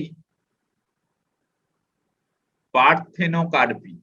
তো পার্থেনোকার্পি কি, নিষেক ছাড়া বীজহীন যে ফল উৎপাদন সেটাই ইন্ডোল অ্যাসিটিক অ্যাসিড এবং এটা আই, হ্যাঁ, ইন্ডোল বিউটারিক অ্যাসিড বা আরো একটা বলতে পারো ন্যাপথালিন, অ্যাসিটিক অ্যাসিড, এদেরকে প্রয়োগ করে এই বীজহীন ফল উৎপন্ন করা যায় কৃত্রিম অক্সিনকে প্রয়োগ করে। ঠিক আছে, তাহলে যদি বলে মেন হরমোন কোনটা উদ্ভিদ দেখে, উত্তর হচ্ছে অক্সিন। এরপর আছে সাইটোকাইনিন। সাইটোকাইনিন নারকেলের তরল শস্য বা নারকেলের যে লিকুইড আমরা খাই, টমেটোর যে জুসটা খাই, ওটাও কিন্তু সাইটোকাইনিন হরমোনের সোর্স। এছাড়াও যে সমস্ত অঙ্কুরিত বীজ, মানে যে সিডগুলো অঙ্কুরিত হচ্ছে, সেখানেও কিন্তু এর উপস্থিতি থেকে থাকে। দেখো দেওয়া আছে নাশপাতি, আপেল, তুমি টমেটো বলতে পারো, এদের যে জুস, যে রস, এখানে এই হরমোনের প্রেজেন্ট থাকে। এর কি কাজ? বার্ধক্য বিলম্ব করে। দেখবে কিয়া সেটের একটা অ্যাড আছে, আপনার বয়স হোক 33 বা 43, আপনাকে লাগবে 23, যদি আপনি ওই কিয়া সেটের ট্যান গুলো ওটা মাখেন। তো ওটার কি কাজ? আপনার এই যে এজিং বা বার্ধক্য, ওটাকে নাকি বলে কন্ট্রোল করে দেয়, জানি না করে কিনা, বাট আমি অ্যাড করছি না, আমি মজা করে বলছি, ওটা দেয় টিভিতে, অ্যাড আমি দেখেছি। তো বার্ধক্য বিলম্ব করতে সাইটোকাইনিন হরমোন সাহায্য করে, সেল ডিভিশন বা কোষ বিভাজনে সাহায্য করে, উদ্ভিদের যে মুকুল তার বৃদ্ধিতে সাহায্য করে, এবং অঙ্গ বিভেদ রোধ, অনেক সময় পাতা ঝরে যাওয়া, এই সমস্ত গুলো কমাতেও সাহায্য করে। এরপর আছে উদ্ভিদের একটা গ্যাসীয় হরমোন বা গ্যাসিয়াস হরমোনের কি নাম? এই ইথিলিন হরমোনটা অ্যাকচুয়ালি একটা গ্যাসিয়াস হরমোন, যার কাজ হচ্ছে, এই কাজটা শুধু মনে রাখবে, ইহা ফল পাকাতে বা রাইপিনিং অফ ফ্রুট এতে সাহায্য করে। এখানে একটা হরমোন সম্পর্কে ইনফরমেশন দেওয়া নেই, সেটা হচ্ছে জিববারেলিন। আমি একটু পরে জিববারেলিনের ইনফরমেশনটা আপনাদের লিখিয়ে দিচ্ছি, আগে প্রাণী হরমোনটা একটু বলে নিই। এই প্রাণীদের যে সমস্ত হরমোন গুলো খরিত হয়, বা যে সমস্ত হরমোন গুলোকে আমরা প্রাণী হরমোন বলি, এই প্রাণী হরমোনের মধ্যে আমাদের হিউম্যান বা মানব দেহের ক্ষেত্রে যে সমস্ত হরমোন গুলো সিক্রেট হয়, সেগুলো সম্পর্কে পড়াশোনাটাই বেশি দরকার, বেশি প্রয়োজন। কেন প্রয়োজন? তার কারণ হচ্ছে আমাদের এই মানুষের দেহের হরমোন থেকেই পরীক্ষার কোয়েশ্চেন বেশি আসে। ঠিক আছে, তো হিউম্যানদের ক্ষেত্রে প্রয়োজনীয়তা বেশি, তো প্রয়োজনীয়তাটা বেশি। তো এই প্রাণী হরমোন গুলো নির্দিষ্ট গ্রন্থি থেকে খরিত হয়, বা দে সিক্রেট ফ্রম আ গ্ল্যান্ড। প্রাণী দেখে অনেক রকম গ্রন্থি আছে, একদল গ্রন্থির নাম, যে সমস্ত গ্রন্থিতে টিউব প্রেজেন্ট আছে তাদেরকে বলা হয় সনাল গ্রন্থি। এই যত সনাল গ্রন্থি আছে আমাদের দেহের, যেমন ধরো লালা গ্রন্থি, এই সমস্ত সনাল গ্রন্থি থেকে সাধারণত উৎসেচক বা এনজাইম খরিত হয়। অনাল গ্রন্থি মানে যে সমস্ত গ্রন্থিগুলোর কোনো নালী বা টিউব নেই, তাহলে এই গ্রন্থিগুলোর ক্ষরণ হওয়া পদার্থগুলো এক জায়গা থেকে অন্য জায়গায় যায় কি করে? দেখো, এটা গ্রন্থি। তো এখান দিয়ে তো রক্তের প্রবাহ আছে, তো এই গ্রন্থি থেকে যেটা সিক্রেট হবে, সে রক্তের মাধ্যমে এক জায়গা থেকে অন্য জায়গায় যাবে। কোথায় যাবে? টার্গেট সেলে যাবে। মানে কি, যে জায়গাটায় গিয়ে ওই হরমোনটাকে অ্যাকশন করতে পারবে বা কাজ হবে, সেই জায়গায় গিয়েই সে ধাক্কাটা দেবে। তো এই অনাল গ্রন্থি, এই অনাল গ্রন্থি থেকে আমাদের দেহে যত হরমোন আছে, সেই সমস্ত হরমোন গুলো খরিত হয়। আর আমাদের দেহে এক ধরনের গ্রন্থি আছে যার নাম মিক্সড গ্ল্যান্ড, এখান থেকে এনজাইমও খরিত হয়, এখান থেকে হরমোনও খরিত। মিক্সড গ্ল্যান্ড যেমন অগ্নাশয়। ঠিক আছে, এবার আমাদের কি জানতে হবে, এই সমস্ত গ্রন্থিগুলো থেকে যে সমস্ত হরমোনগুলি খরিত হয়, সেই সমস্ত হরমোনগুলোর কাজ কি, তাদের কম ক্ষরণে কি রোগ হয়, বেশি ক্ষরণে কি রোগ হয়, ওটা ভেরি ভেরি ইম্পর্টেন্ট। তো প্রথমেই আমরা যার কথায় আসবো তার নাম গ্রোথ হরমোন বা জিএইচ, বা এর আরেকটা নাম হচ্ছে সোমাটোট্রপিক হরমোন বা এসটিএইচ। এর কম ক্ষরণ যদি হয় তাহলে কি হবে? বামনত্ব, শর্ট হাইট। আর বেশি ক্ষরণ হলে কি হবে? অধিকায়ত্ব, লং হাইট। ঠিক আছে, তারপরে আরেকটা নাম হচ্ছে থাইরয়েড স্টিমুলেটিং হরমোন বা টিএসএইচ। এই থাইরয়েড গ্রন্থি আমাদের যে রয়েছে, থাইরয়েড গ্রন্থিকে আবার স্টিমুলেট করতে, বা থাইরয়েড গ্রন্থি থেকে যে সমস্ত এনজাইম গুলো খরিত হয় তাদেরকে সিক্রেট করার জন্য ও আবার এই থাইরয়েড গ্রন্থিটাকে একটা স্টিমুলি বা একটা উত্তেজনা বা উদ্দীপনা প্রদান করে। এছাড়া আছে যার নাম হচ্ছে এসিটিএইচ, অ্যাড্রিনোকর্টিকোট্রপিক হরমোন, যার কম কারণে কুসিং ডিজিজ সৃষ্টি হয়। আর একটা হচ্ছে লিউটোট্রপিক হরমোন, যেটা অনলি কাদের শরীরে খরিত হয়? ফিমেলদের শরীরে।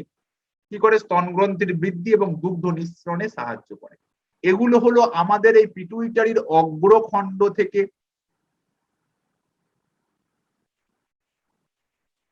এই পিটুইটারির অগ্রখণ্ড থেকে খরিত গুলো। এই পিটুইটারির অগ্র থেকেও খরিত হয়, মধ্য পিটুইটারি থেকেও খরিত হয়, এবং পশ্চাৎ পিটুইটারি থেকেও হরমোন খরিত হয়।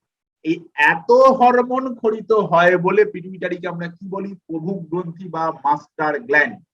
ঠিক আছে, এর মধ্যখণ্ড থেকে কি হরমোন খরিত হয়, মেলানিন, এমএসএইচ।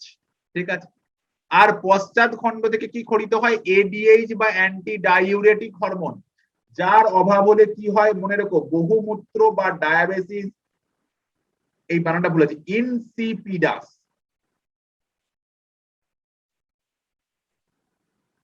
ডায়াবেটিস ইনসিপিডাস রোগের সৃষ্টি হয়, বহুমূত্র। আর একটা পরে একটু দেখবে যে তোমার ইনসুলিন, যার কম ক্ষরণে কি হয়, মধুমেহ বা যাকে বলে ডায়াবেটিস মেলিটাসের সৃষ্টি। তাহলে এই হলো পিটুইটারি গ্রন্থি থেকে খরিত হরমোন। এরপর আমরা যে গ্রন্থির কথা জানবো তার নাম হচ্ছে থাইরয়েড গ্রন্থি। থাইরয়েড গ্রন্থি থেকে যে হরমোনটা খরিত হয় তার নাম হচ্ছে থাইরক্সিন হরমোন, যার কম ক্ষরণে ক্রেটিনিজম এবং বেশি ক্ষরণে গ্রেভস বর্ণিত ডিজিজ বা গ্রেভস ডিজিজ সৃষ্টি হয়। ঠিক আছে, এরপর আমরা জানবো অগ্নাশয়ের কথা। এই অগ্নাশয় তাহলে অ্যাকচুয়ালি একটা কি গ্রন্থি, মিক্সড গ্ল্যান্ড বা মিশ্র গ্রন্থি। তার মানে এখানে বোথ এনজাইম অ্যান্ড হরমোন, মানে enzyme as well as hormone দুই কিন্তু খরিত। ঠিক আছে, তো এই অগ্নাশয়ের বিভিন্ন কোষ থেকে বিভিন্ন ধরনের হরমোন খরিত হয়। যেমন ধরো অগ্নাশয়ের বিটা কোষ থেকে খরিত হয় ইনসুলিন, যার কম ক্ষরণে কি বললাম, মধুমেহ বা ডায়াবেটিস মেলিটাস রোগের সৃষ্টি হয়। মনে রাখার সূত্র হচ্ছে, দেখো ইনসুলিনের কম ক্ষরণে মধুমেহ, দুটোই ম দিয়ে দেখো, মধুমেহ মেলিটাস, এটা মনে রাখার সুবিধা, মধুমেহ মেলিটাস। ঠিক আছে, আচ্ছা, আর এর তোমার আলফা কোষ থেকে খরিত হয় ওকে গ্লুকাগন হরমোন খরিত হয়, যার কম ক্ষরণে হাইপোগ্লোসিয়া রোগের। এরপর আমাদের আর একটা খুব ইম্পর্টেন্ট গ্রন্থির কথা জানবো, যার নাম হচ্ছে অ্যাড্রেনাল গ্রন্থি। ধরো এরকম একটা চৌমাথা রাস্তা আছে, তুমি এখান থেকে তোমার সাইকেলটা নিয়ে যাচ্ছ এই জায়গায়। এখন এদিক থেকে একটা ধরো বাইক আসছে, এদিক থেকে একটা লরি আসছে, এদিক থেকে বাইকটা আসছে, এদিক থেকে লরি আসছে, এদিক থেকে একটা বাস আসছে। তোমাকে কাউকে না কাউকে ধাক্কা মারতেই হবে। তুমি কাকে ধাক্কা মারবে, অবশ্যই বাইকটাকে ধাক্কা মারবে, কারণ এখানে তোমার হাত পা ছিঁড়ে বা ভেঙে গেলেও তোমার বেঁচে যাওয়ার একটা চান্স আছে। ঠিক আছে, তাহলে আমাদের যে কোনো জরুরি অবস্থায় বা আমাদের যে কোনো জরুরিকালীন অবস্থায় বা আমাদের যে কোনো এমার্জেন্সি পিরিয়ডে আমাদের এই অ্যাড্রেনাল গ্রন্থি থেকে অ্যাড্রিনালিন হরমোন সিক্রেট হয়। ঠিক আছে, একে কি বলা হয়, জরুরিকালীন হরমোন বা এমার্জেন্সি হরমোন। এই আমাদের রক্তচাপ, শ্বাসক্রিয়া, হৃদস্পন্দন, এই সব ব্যাপারগুলোকে কন্ট্রোল করে। ঠিক আছে, এরপর আমি আপনাদের এই সংক্রান্ত বেশ কিছু মিসলেনিয়াস তথ্যাদি বলছি, যেগুলো খুব খুব খুব গুরুত্বপূর্ণ। ঠিক আছে, যেমন দেখবেন দুটো হরমোনের আপনারা নাম শুনেছেন, একটা মেল এবং একটা ফিমেলদের দেহ থেকে খরিত হয়। তো এই যে মেল, একজন যে পুরুষ, তার এই যে পুরুষ সুলভ বৈশিষ্ট্য বা মেল স্পেসিফিক ক্যারেক্টার, সেগুলো যে হরমোন ক্ষরণের ফলে বিকাশ প্রাপ্ত হয় তার নাম হচ্ছে টেস্টোস্টেরন। ঠিক আছে, এটা পুরুষদের দেহ থেকে খরিত হয় এবং পুরুষদের যে যৌন লক্ষণগুলো আছে সেগুলোর প্রকাশ করে। অবশ্যই তাহলে মহিলাদের শরীর থেকে ইস্ট্রোজেন, প্রোজেস্টেরন নামক দুটো আছে, যেটা মহিলাদের যৌন বিকাশগুলোকে প্রকাশ করে। ঠিক আছে, এরপর কতগুলো one liner information. Biological clock hormone কাকে বলে, মেলাটোনিন। এই যে এইচসিজি, এই যে প্রেগন্যান্সি টেস্ট হয়, এই প্রেগন্যান্সি টেস্ট মানে এই এইচসিজি হরমোনের উপস্থিতির পরীক্ষা করা হয়। এই এইচসিজির পুরো নাম হচ্ছে হিউম্যান কোরিওনিক গোনাডোট্রপিন হরমোন। এটাকে আমরা কি বলি, প্রেগন্যান্সি টেস্ট হরমোন। অর্থাৎ এর মাধ্যমে, এর উপস্থিতির মাধ্যমে প্রেগন্যান্সিকে আইডেন্টিফাই করা যায়। এই হরমোন সংক্রান্ত পড়াশোনাকে কি বলা হয়, দেখো হরমোন খরিত হয় যে গ্ল্যান্ড থেকে তাদেরকে বলা হয় অনাল গ্রন্থি বা এন্ডোক্রাইন গ্ল্যান্ড। আর উৎসেচক খরিত হয় কোথা থেকে, এক্সোক্রাইন গ্ল্যান্ড থেকে, যেগুলো হচ্ছে কি এক্সোক্রাইন গ্ল্যান্ড বা যেগুলো নালী প্রেজেন্ট আছে। কিন্তু হরমোন খরিত হয় ফ্রম দ্য এন্ডোক্রাইন গ্ল্যান্ড। আর এই হরমোন সংক্রান্ত পড়াশোনাকে বলা হয় এন্ডোক্রিনোলজি। এবং এই হরমোন সংক্রান্ত পড়াশোনা যিনি প্রথম স্টার্ট করেছিলেন তিনি হলেন এডিসন। এডিসন স্টার্টেড কি, এই যে কি স্টার্ট করেছিলেন, এই হরমোন সংক্রান্ত পড়াশোনা বা study of hormone first started by Edison, and Edison is known as হরমোনের বাবা বা ফাদার অফ এন্ডোক্রিনোলজি। ঠিক আছে, এরপর এই কোশ্চেন দুটো খুব ইম্পর্টেন্ট।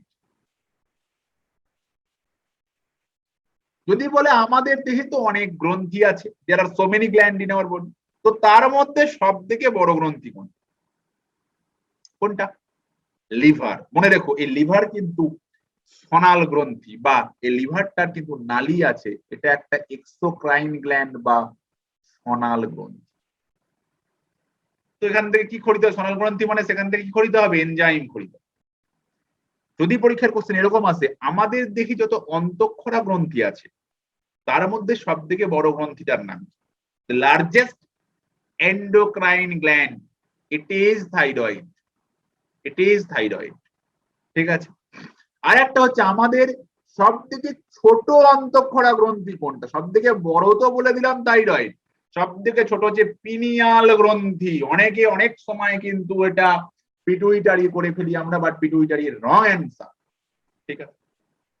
এরপর নিউরো হরমোন দুটোর নাম বলবো, এডিএইচ বা অ্যান্টি ডাইউরেটিক হরমোন এবং অক্সিটোসিন।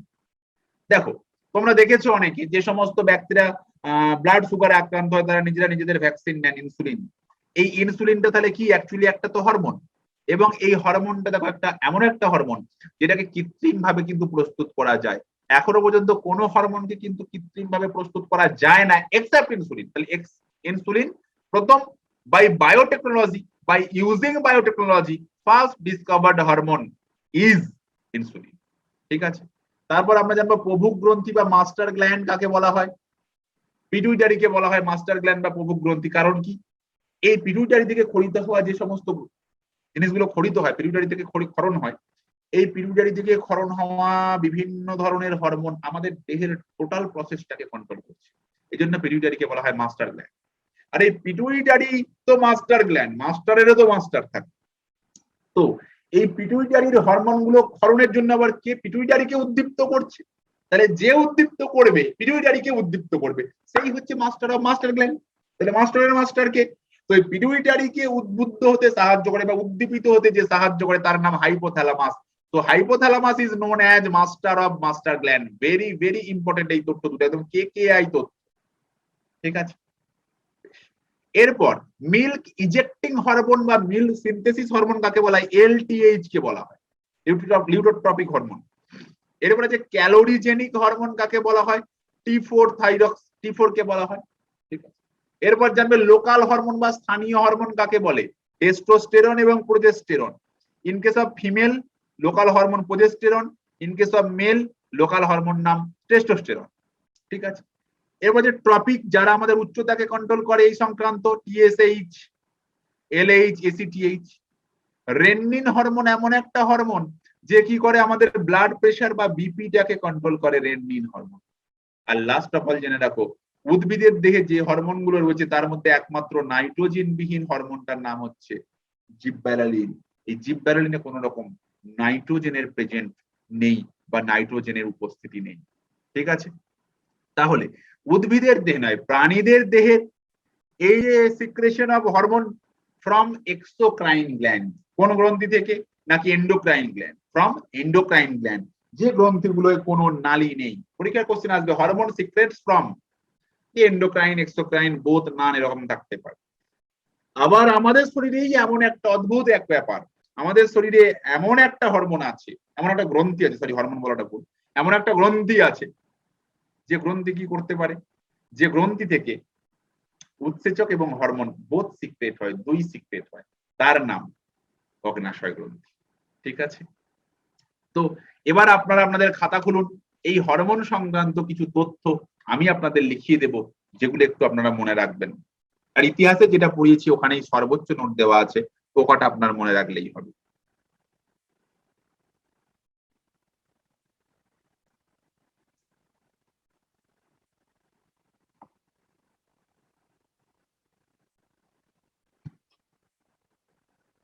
প্রথম তথ্য লিখুন আপনারা, জিববারেলিন।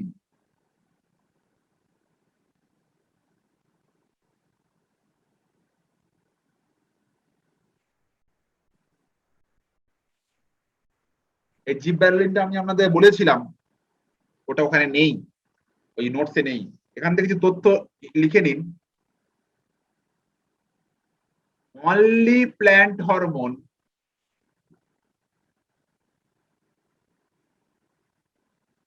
where nitrogen is absent.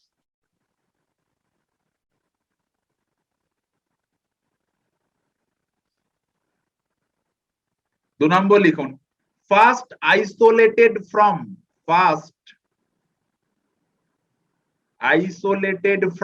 মানে কোথা থেকে প্রথম আবিষ্কার করা হয়েছে from ফাঙ্গাস তার নাম হচ্ছে জিব্বারেলা ফুজিকুরোই নামক একটা ফাঙ্গাস থেকে এটাকে প্রথম ডিসকভার করা হয়েছিল এটা ফাঙ্গাস থেকে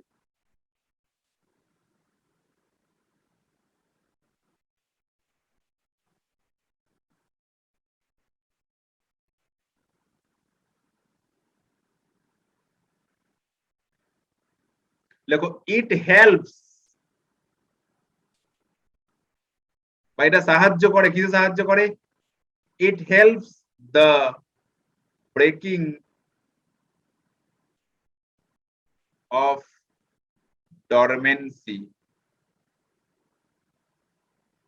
ইট হেল্প সাহায্য করে ব্রেকিং অফ ডরমেন্সি কাদের ইন দ্য সিড বা বীজেদের যে ডরমেন্সি বা ঘুমন্ত অবস্থা এই ঘুমন্ত অবস্থাটাকে ভাঙতে সাহায্য করে মানে কি দেখবে আমরা একটা কবিতার লাইন পড়েছি ঘুমিয়ে আছে শিশুর পিতা সব শিশুরই অন্তরে ঠিক তেমনই প্রায় সমস্ত বীজের মধ্যেই সেখান থেকে নতুন গাছ উৎপন্ন করার ক্ষমতা রয়েছে যদি সে প্রপার আবহাওয়া বা উপযুক্ত আবহাওয়া পায় এখন তোমার বাড়িতে একটা জারে বা বয়েন আছে সেখানে কিছু কাঁচা ছোলা আছে এখন সেই কাঁচা ছোলাকে যদি তুমি রেখে দাও সেই কাঁচা ছোলাটা থোড়াই পারবে সেখান থেকে তার অঙ্কুর বেরোতে কোনো মতেই বার হবে না কিন্তু ওই কাঁচা ছোলাটাকে তুমি জলের মধ্যে রেখে দাও ওখান থেকে অঙ্কুরোদ্গম হবে ঠিক আছে কারণ এবং যখন অঙ্কুরোদ্গম হবে ও যখন জলের মধ্যে ওই আবহাওয়াটা পাবে তখন ওখান থেকে যেটা সিক্রেট হবে যেটা সিক্রেশন হবে that is gibberellin hormone and it helps the breaking of dormancy in plant যেটা প্ল্যান্টের ডরমেন্সিকে ব্রেক করতে সাহায্য করে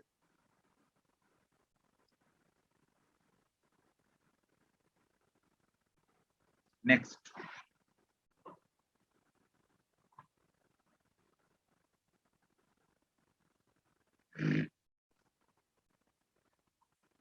তারপর লেখো তোমরা কতগুলো ফুল ফর্ম জানতে চাইছিলে লিখে নাও এন এ এ লিখে নাও ফুল ফর্ম আমি বলে দিচ্ছি N A A full form লিখে নাও naphthalene acetic acid naphthalene acetic acid naphthalene acetic acid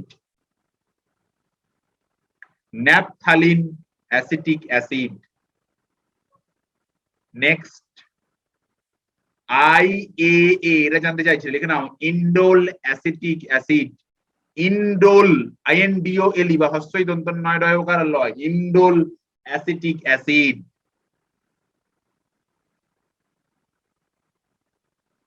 next আরেকটা লিখে নাও 2,4D এটার ফুল ফর্ম কি 2,4D এটার ফুল ফর্মটাও তোমরা নোট ডাউন করে নাও লেখো লেখো এরকম 2 লিখবে এরকম একটা কমা দেবে দিয়ে লেখো 2,4 এবার লেখো ডাইক্লোরো এখান থেকে শুরু করবে ডাইক্লোরো ডাইক্লোরো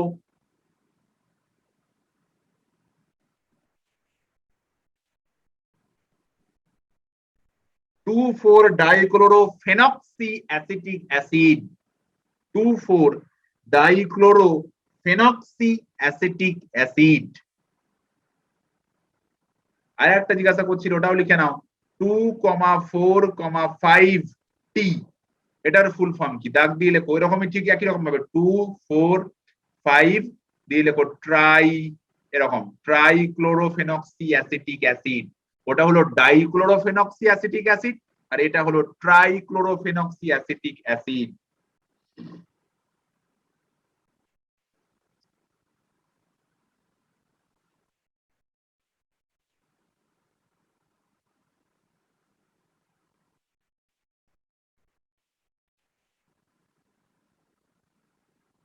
নেক্সট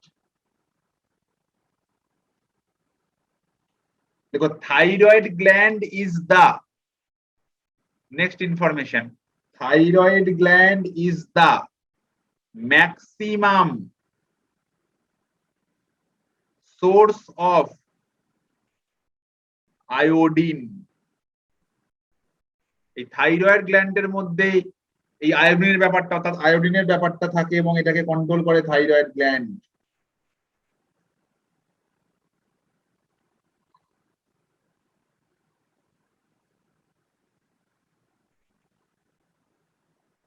তারপর আর একটা হরমোন আমি একটু আগে বলে এলাম যাকে আমরা প্রেগনেন্সি হরমোন বলি, তার পুরো নামটা লিখে নাও এইচসিজি।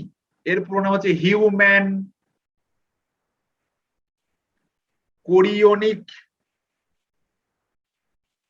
Chorionic gonadotropin.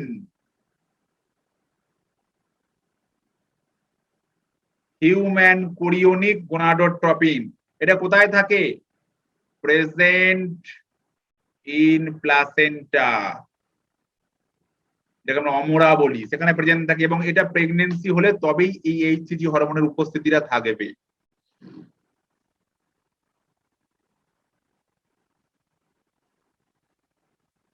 নেক্সট তথ্য লেখো, লেখো মেলাটোনিন, MELATONIN, নোন অ্যাজ, মেলাটোনিনকে কি বলা হয়? Sleep hormone. Sleep hormone.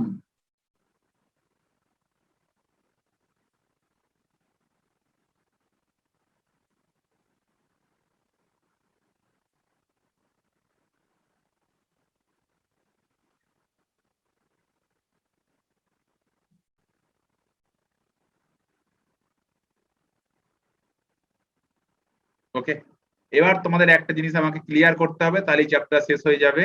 সেটা হচ্ছে তোমার দুটো হরমোন, একটার নাম ADH বা অ্যান্টি ডাইউরেটিক হরমোন, আর একটার নাম হচ্ছে ইনসুলিন। এই ADH এর কম ক্ষরণে কি রোগ হয় আর ইনসুলিনের কম ক্ষরণে কি রোগ হয়, এটা আমাদের খুব ভুলিয়ে যায়। তো ADH এর কম ক্ষরণে মনে রেখো বহুমূত্র, আর ইনসুলিনের কম ক্ষরণে মধুমেহ। এবার ইংরাজি নামে যদি তুমি আসো তাহলে এটা হবে ডায়াবেটিস ইনসিপিডাস,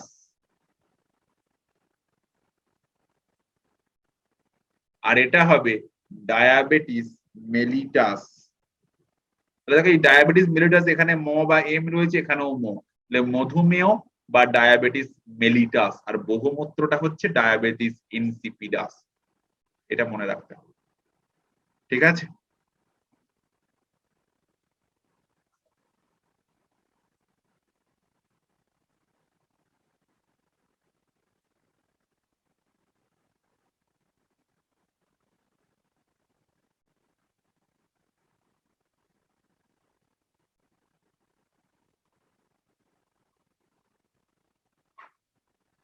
বেশ, আপনাদের এই যে দুটো চ্যাপ্টার আমার আজকে বলার বিষয় ছিল, দুটো চ্যাপ্টারের ম্যাক্সিমাম যতটা পারা গেল তথ্য আপনাদের প্রদান করলাম।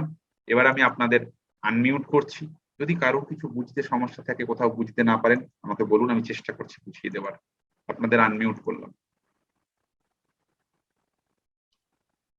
বলুন যার যেখানে সমস্যা আছে, কিছু বুঝতে না পারলে বা যদি কিছু বলার থাকে সেটাও বলুন।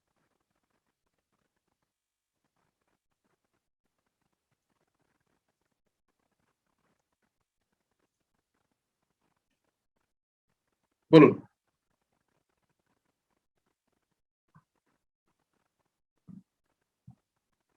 থাইরক্সিন,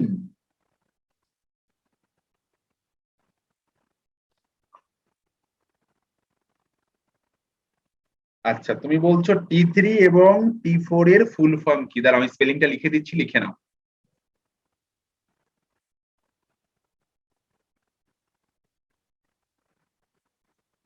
লিখে নাও।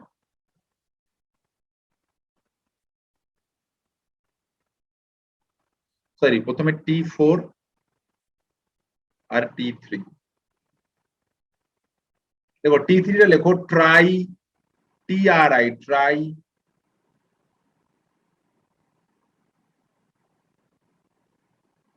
ট্রাই আয়োডোথায়ানিন, আর T4টা হচ্ছে থাইরক্সিন। এটাই ম্যাক্সিমাম খরিত হয়।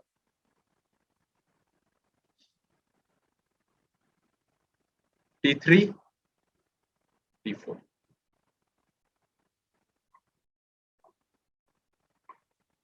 বলুন আপনাদের কি বলার আছে, যার মুখে কিছু বলুন, বলা যাবে, কারণ আপনারা আনমিউট করে দিয়েছেন।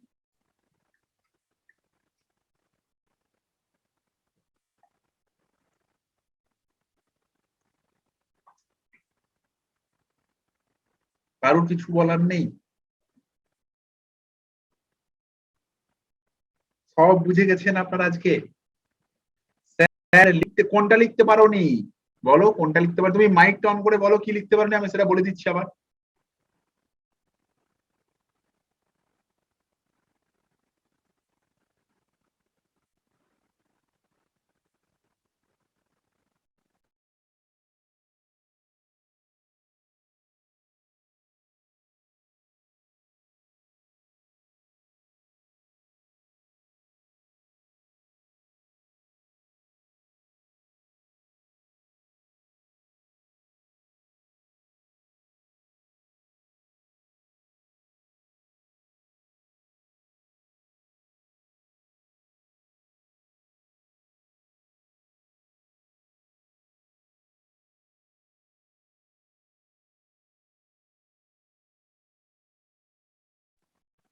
লিখতে পেরেছো T3, T4?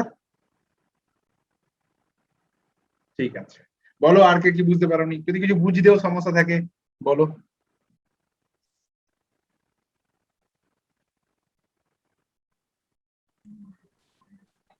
স্যার ডাব্লিউবিপির অ্যাডমিট এখনো অবধি ডাউনলোড করতে পারেনি, সার্ভার ডাউন। কি করবো স্যার, চিন্তা করার কিছু নেই, 26 তারিখ সকাল পর্যন্ত ডাউনলোড করা যাবে। এখন থেকে একদম এটা নিয়ে চিন্তা করে টেনশন করে কোনো দরকার নেই। বি কুল, বি পেশেন্ট, একদম ঠিকঠাক থাকো, একদম বেশি এটা নিয়ে টেনশন করার কিছু নেই। ডাউনলোড যেদিন সবাই করতে পারবে তুমিও পারবে। এখন যেভাবে প্রস্তুতি নিচ্ছ ওটাই টার্গেট। WBCS এর অ্যাডমিটও প্রথম 3 দিন ডাউনলোড করা যায়নি, আর 4 দিন থেকে এমন কোনো লোক নেই যে ডাউনলোড করতে পারেনি, তাই একদম টেনশন নেওয়া তো। বলো আর কি প্রশ্ন আছে? জয়শ্রী সিনহা, আপনি বুঝতে পেরেছেন? হ্যালো স্যার, হ্যাঁ হরমোনটা যেহেতু আমার বায়োলজি ছিল তো অসুবিধা হয়নি বাংলাতে, আর ইতিহাসটা তো বাংলাতে অসুবিধা হয় না, সায়েন্সের ফিজিক্স কেমিস্ট্রিটাই আমার। সায়েন্সের নোট আমরা মানে হ্যান্ড রাইটিং প্রায় শেষের দিকে, এবার ওটা টাইপ হবে, তারপর আমি আপনাদের একসাথে ওটা দিয়ে দেবো। হ্যাঁ, মক টেস্ট গুলো যে হচ্ছে আমি ওই জিকে এর ওই সায়েন্স গুলো করতে পারছি না, মানে বুঝতেই পারছি না ব্যাপারটা। এই দুটো মক টেস্ট হলো তো। আর স্যার এবার দেখুন, এটা তো ডাব্লিউবিপির উপর ফোকাস করে করা হয়েছে। এবার আমাদের যখন অ্যাপ যেটা তৈরি হচ্ছে, ওই অ্যাপটা ধরুন আর 1 মাসের মধ্যে, আমাদের অক্টোবরের মানে মহালয়ার দিনই হয়তো আমরা ওটা চালু করে দেবো। তো ওদিন থেকে তো আপনি ওই যখন অ্যাপে মক টেস্ট দেবেন তখন আর ওই সমস্যা থাকবে না, সব ইংরেজিতেই কোশ্চেন। আর স্যার আর একটা কথা ছিল, মানে এটা কিছু সলিউশন আছে কি? মানে ওই ধারা যেগুলো আছে ওগুলো তো আর্টিকেল, হ্যাঁ আর্টিকেল তো ওগুলো। এবার স্যার ওটা কি একদম টানা পুরো মুখস্থ করতে হবে না, মানে ওটার কোনো? আমি আপনাদের গ্রুপে আপনি স্ক্রল করে যান, WBCS পরীক্ষার 6 দিন আগে 60টা আর্টিকেল পড়ছিলাম, 60 ইংরেজিতেই আছে। হ্যাঁ হ্যাঁ দেখেছি আমি। হ্যাঁ, ওর বাইরে WBCS প্রিলিতে কোনোদিন আসবে না, মেইনসের জন্য আর একটু বেশি পড়বে। মানে WBCS প্রিলিতে যদি না আসে তাহলে বুঝতে পারছেন ওর বাইরে অন্য কোনো পরীক্ষায় কোনো কিছু আসবে না। আচ্ছা, আপনার দিক থেকে অ্যাসিওর থাকুন, আপনি আগাম মানে প্রিভিয়াস 20 বছরের WBCS এর কোশ্চেন দেখুন, ওর বাইরে কোনোদিন কোনো আর্টিকেল আসেনি। হ্যাঁ আপনি পাঠিয়েছিলেন একটা পরীক্ষার কয়েকদিন আগে। ঠিক আছে। আমাকে অন্যান্য ব্যাচের স্টুডেন্টরা বলেছিল যে আর্টিকেল স্যার 50টা বেশি মুখস্থ করতে পারবো না, আমি বলেছিলাম 50টা সাজেশন করা যাবে না, 60টা করে দিতে হবে। এবং এবছর WBCS এও যে 3টে এসেছে সেই 3টেও কিন্তু আমরা এই ছকের মধ্যে থেকেই এসেছে। হ্যাঁ মানে গুলিয়ে ফেলছি, মানে কোনটা কি হবে, মানে যখন কোশ্চেনটা পড়ছি মক টেস্ট দিচ্ছিলাম, মানে বুঝতেই পারছি না কোনটা 354 হবে না 356 হবে, সবই মনে হচ্ছে একরকম। একই ব্যাপার, এটা একটা প্রবলেম। আর অ্যামেন্ডমেন্ট থেকেও কোশ্চেন যেগুলো আছে দেখবেন, আমি অ্যামেন্ডমেন্টও দিয়ে দিয়েছি, ওর বাইরে কিছু আসবে না। যদিও আপনাদের কিন্তু অ্যামেন্ডমেন্টের উপর আলাদা করে ক্লাস হবে, তবু ওই এক্সাম পারপাসের জন্য আমি দিয়ে দিয়েছিলাম সাজেস্টিভ।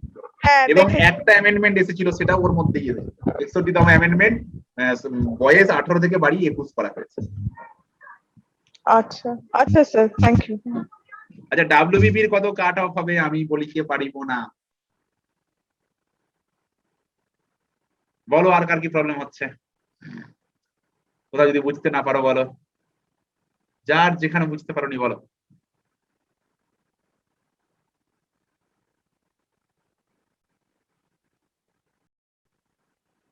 সবাই বুঝতে পেরেছো?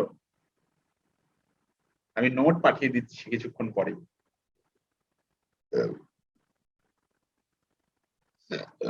ঠিক আছে, তাহলে প্রত্যেক, আচ্ছা, হ্যাঁ বলুন স্যার। বলুন বলুন বলুন। আর্য, আর্য মানে কি? ওটা কি চাষ করা হবে না আরেকটা? আর্য মিন্স কি? ওটা একটা কোশ্চেন ছিল।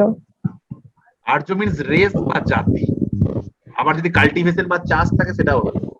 হ্যাঁ, তো চাষ করেছি আমি, কিন্তু হ্যাঁ। আমাকে কেটে দিয়েছে, মানে ওটা ওনার অপশনে অন্য একটা কি ছিল, আমার আপনাদেরই মানে এখানে 22 বর্ধমানেরই মক হ্যাঁ টেস্ট। হ্যাঁ, বুঝে গেছি আমি। হ্যাঁ, আমি চাষ করা লিখেছি, কিন্তু আমাকে ওটা ঠিক ওখানে কি হয়নি। কি অপশন ছিল? হ্যাঁ, অপশন গুলো আমার খেয়াল নেই, ওখানে বোধহয় ছিল আপনি জাতি বিশিষ্ট বোধহয় ছিল এটা। হ্যাঁ, ওইটা ওটা ফার্স্ট আপনাকে রেস বা জাতিটাই বলতে হবে। আচ্ছা, ঠিক আছে আর্য, স্যার, শেয়ার করে দিলাম। খুব ভালো বুঝিয়েছেন, আমার জুলজি অনার্স ছিল তো তাই বায়োলজিটা বুঝতে অসুবিধা হয়নি, থ্যাংক ইউ স্যার। আমি তো ধরো মানে কি বলতো, এখানে তার কি মানে কতটুকু লাগবে, তুমি ধরো জুলজি অনার্স পড়েছো মানে অনেক কিছু পড়েছো, এখানে তো শুধুমাত্র আমাদের একটু কনসেপ্ট, অনেকটা ইনফরমেশন। আর তুমি যখন অনার্স পড়েছো তখন সবটাই কনসেপ্ট নিয়েছো, আর এখানে একটু কনসেপ্ট অনেকটা ইনফরমেশন।